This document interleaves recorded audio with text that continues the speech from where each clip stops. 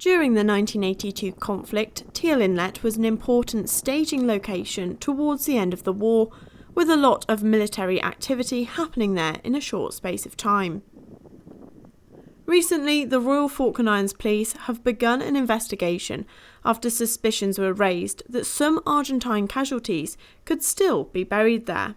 Yeah, we've had a report from somebody that did work here in '82 during the war that he believed that there was some Argentine military that were brought in that were dead. Obviously we know that there was one recovered in the exhumation exercise in '82, so that's really the mystery that we're trying to unravel with our police investigation.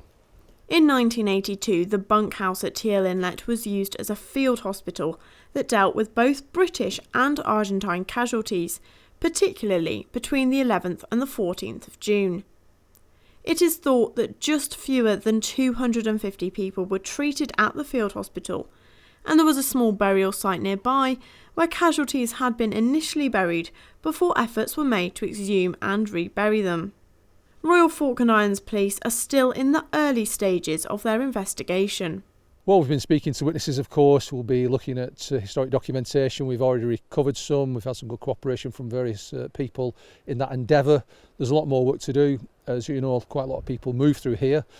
This was a staging post for the final attacks on Port Stanley back in the day, and therefore we've got an awful lot of individuals to try and track down and get their accounts to try and corroborate what we've been told, to verify the reports or not.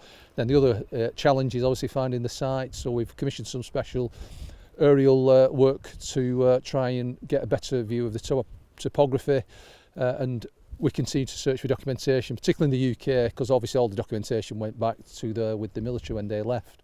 The Royal Falkland Islands Police would like people who may have information that would help to contact them confidentially on 28111 or email opquartz@police.gov.fk. There's been contact with the Argentine government, with the International Red Cross, and we'll be engaging with both parties in due course to look at taking the investigation further.